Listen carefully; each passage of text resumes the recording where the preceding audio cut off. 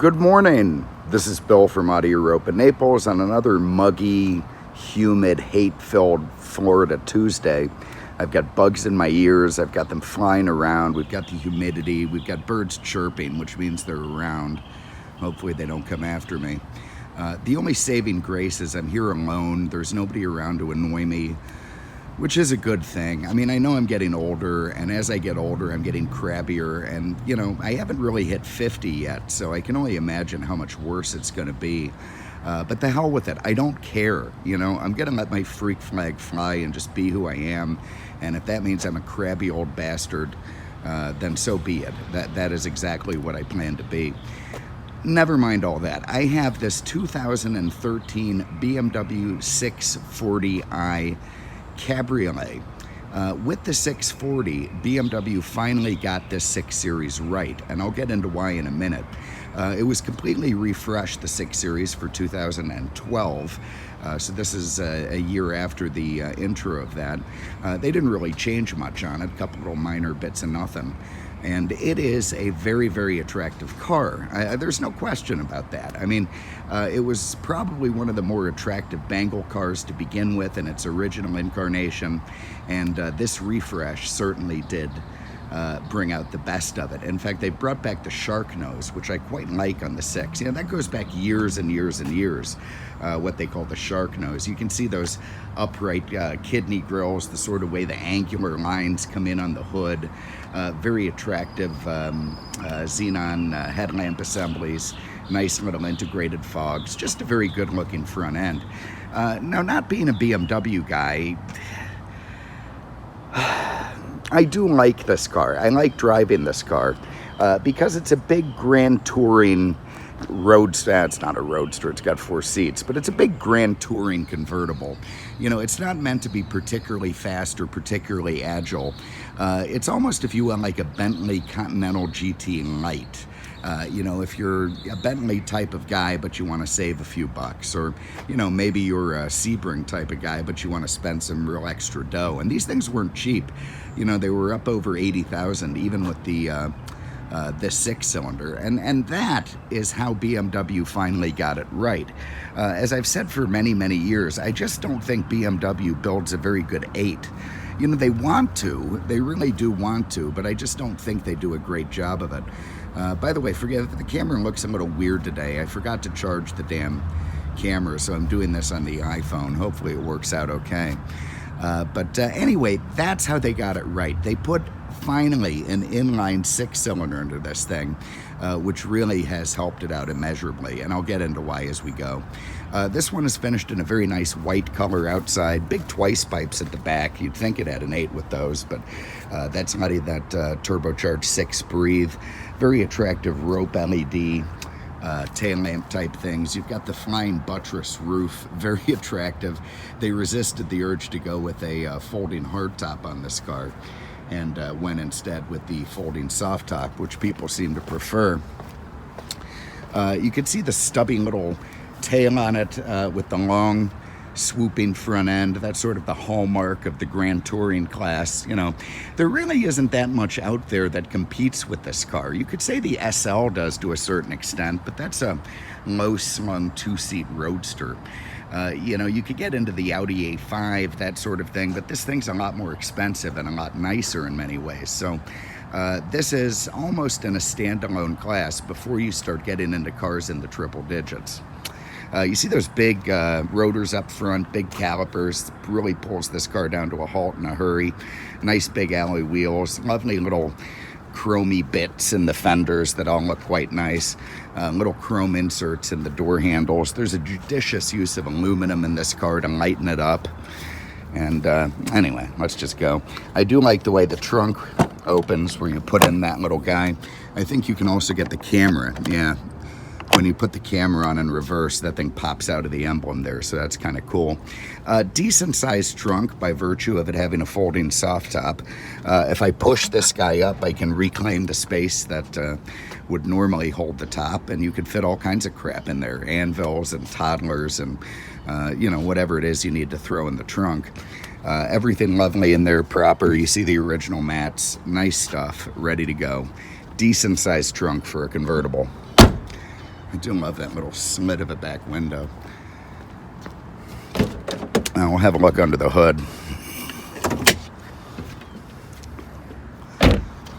Okay, so here it is. This is why this car works and why I would rather have it instead of the 650 with the 8-cylinder. Basically, you're giving up a half a second in a 0 to 60 time. It's, I want to say 4.9 in the 8, 5.4 in the 6. Big deal. You've got 315 horsepower in this aluminum turbocharged twin scroll inline 6-cylinder. It puts out terrific fuel mileage, up over 30 on the highway by virtue of its lightness and you know, its tuning. It also has an 8-speed automatic transmission that, unlike most 8-speeds, and I do hate these trannies that have, oh God, you can't say that word anymore. I do hate these transmissions that have you know, too many gears. They never know what damn gear they're in. Well, I will say that this BMW 8 by ZF obviously is pretty nice and does seem to know intrinsically what gear you want to be in. Everything really lovely under there. And again, the balance that this motor gives the car, it adds a certain amount of nimbleness to it. It adds a lightness to it that is nice and very traditional BMW. And it just feels more proper than these cars do with the 8. Obviously, who doesn't love a big 8? You know, you hammer it, you're flying down the road. That's all great, it's fine. But they're, you know, if you're just looking for balance, then this car really delivers it with the 6. It's perfect motor for this car. You see there are all kinds of weird sensors, and what the hell is that? Connected drive. We'll get into all that stuff in a minute, I suppose. It does have this comfort access thing, so I can lock it by touching the little ridges on top of the door handle, open it by doing the same, and I think, although I have terrible luck with this kind of crap, if I press and hold the unlock button, the top should go down. So far, so good. Okay, you see the way it pops up there in the back? You wouldn't believe the insects flying around me. You really would not. Oh God, I think I feel one in my ear canal. Oh, for the love of God. I am telling you, man, one of these days, Alaska. I know they have insects up there, but maybe not when it's freezing. Okay, very, very handsome car with the top down. You can see it worked very fast going down. I want to say it's 14 seconds, a little bit slower coming back up, obviously, with the force of gravity. And there you go. There is your open top 4-seat touring Grand Tourer. Lovely. Absolutely lovely. I like the chrome aluminum strippy things around the top of the belt line. I like the creases and body work on the side. They've just done a lovely job making this car attractive, and that's not something I usually say about BMWs. Okay, if we have a look here in the back, there you can see you can stuff a couple Canadians back there. They're, you know, not going to be completely miserable. They won't be thrilled, but they won't be too miserable, certainly if you're just running to the restaurant or something. BMW did really up their game in terms of fit, finish. Not that they haven't always been pretty friggin' great when it comes to that, but in this car in particular, it seems like they really got the leathers right, the trims right. Everything just feels nice, tight, and together. So you got a couple of nice back seats there. And that center thing is a pass-through, so if you have a rocket launcher, fishing rod, sniper rifle, something, you can open that up and pass through the cargo into the back, which is nice stuff. What is this? I guess this moves the seat forward and back, yeah, so you can use that to give yourself a little more room. Love the natural leather in this car, that sort of baseball glove brown, beautiful. You see the power seat controls with memory there. Lovely fit and finish on the door panels. Nice contrasting with the natural brown, the black. You got all your power window stuff. You got lovely midnighty wood trim everywhere. Little spot here to throw a switchblade or you know, a little compact 9, whatever it is you want to stuff in the door pocket, and just all very lovely. Let's hop in and fire it up. Now, I'm going to resist the urge to not put my seatbelt on first so the damn thing doesn't beep at me. And we'll fire it up. Okay, there we go. So you can see the car comes right to life. Very, very nice. Got some kind of silly crap on the radio. We didn't accept the Idrive. Got my finger over the lens. Oh, for the love of God. Let me turn the fan down, although that AC feels great. Okay, so here you have a modern and very nice take on the classic BMW instrument cluster. You've got nice little silvery surrounds. You've got 160 mile an hour speedo, although I think this is governed to much less. You've got your gas gauge over there, your temp gauge over on the other side, your driving dynamics crap. That used to be just an analog fuel mileage monitor that was kind of useless. Now it's a digital fuel mileage monitor that's kind of worthless. This does have blind spot, so you can see the little triangle in the mirror. That's going to light up when a car's annoying you in your blind spot. You can turn all that stuff sort of on and off with this. Collision warning, lane assist, and of course your blind spot monitoring. You've got a very nice, thick black leather steering wheel, grippies at the 10 and 2, feels nice. Very nice paddles on this car. Yeah, if you're into manual shifting, which I'm not in a car like this anyway, but it works great if you want to. You got all multi-function stuff, your voice command, your volumes, you can scroll through different stuff on the cluster that way or this way, or, it's all very nice and proper. Over here you have a 10.2 inch LCD screen with a kind of a special coating that makes it easy to read even in sunlight. Lovely leather all around the dash on top of it. This sort of stuff is nice. The way it all comes together here. Really, really pretty design. But anyway, so this 10.2 inch thing, it also has direct access buttons for the Idrive here. That's something BMW had to add because it really annoyed the living crap out of everybody who ever used an early Idrive. Everybody except the original BMW engineers who made it, who said there is nothing wrong with the system. Yeah, other than it sucked, it was fine. They've made it a lot better with this control, so it definitely becomes easier to navigate. And speaking of which, there's our navigation. Way of having two different maps. Of course, you can make that one full screen or keep the split screen option. Split screen, let's turn that off. So there you go, now it's a full screen. Go back to the menu, you get into your Bluetooth. Lovely, very nice. You can see Office, let's see what we can do with that. Home, contacts, you can probably get our emails, that sort of thing. Connect to Drive. I have a feeling this is going to get us into BMW Online. Let's see. Establish an internet connection. Oh, for the love of God. You get your Instagram, your Facebooks, your, all the stuff that snowflakes need. You get into the settings on the car, info, controls, language, speed, so on and so forth. All very nice stuff. I go into reverse, you get this sort of enhanced overhead camera. You can change that around a little bit. A couple things. One, it seems to beep at you more than it needs to. Not something I'm a giant fan of, but it does seem to do that for some reason. And number two, it stays on longer than it should when you start driving away, so that really doesn't make a lot of sense to me, but it's a BMW thing. It's just the kind of glitchy little crap they do that bothers people. You've got an in-dash CD there, nice, dual-side climate control. Here's another thing that really sort of offends me. Now, I've hit park. Look how long this is going to stay on. Why? Maybe you have to go into drive to make it go away.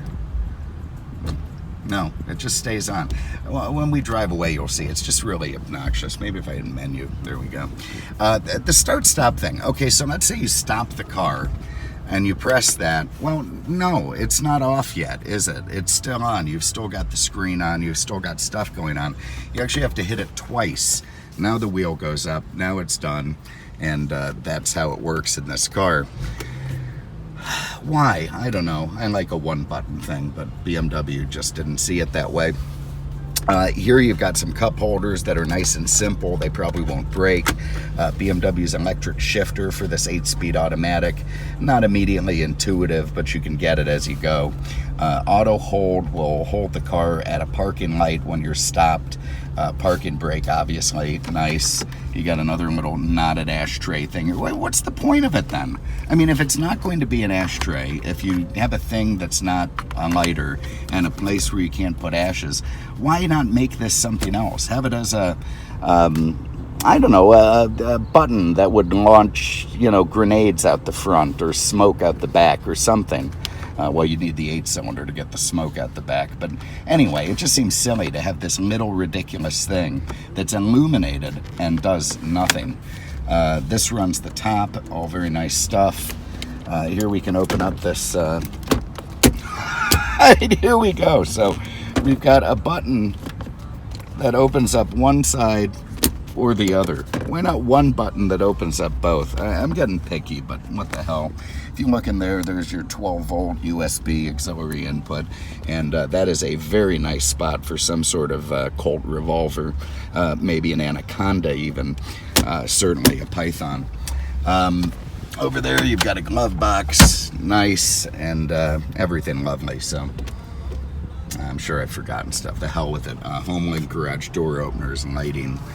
There in the console, you see those two look like ski poles or something. That's supposed to be the lane ahead of you, and that is the lane assist when it's in yellow, searching for the lane with its camera system.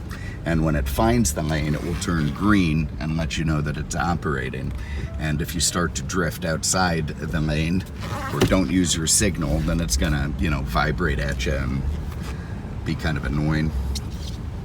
We can run the top up to 24 miles an hour. I'm gonna do that right now. You can see in the rear view the top is working. That way we won't have so much wind noise.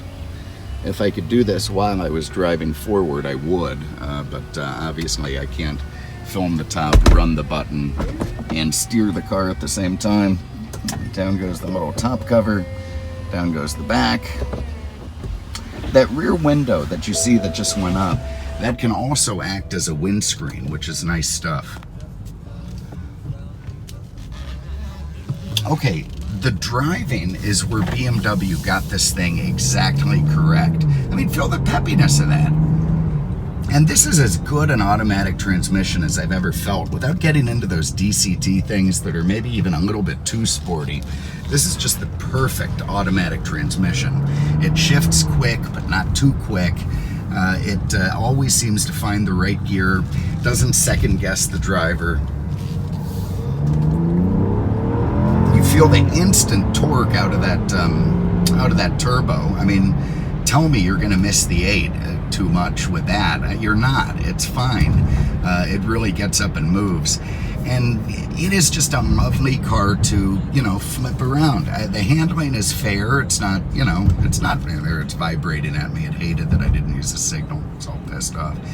But anyway, it's not built to go around the racetrack. It's built to navigate its way to Whole Foods or the country club with relative grace and ease. While the person driving it can say, man, I'm clever that I opted for this Turbo 6 and I'm getting 31 miles to the gallon when I go to the next town over. The steering, the BMW purists don't like this electric steering. I think it's fine. It suits, what is essentially a luxury cruiser.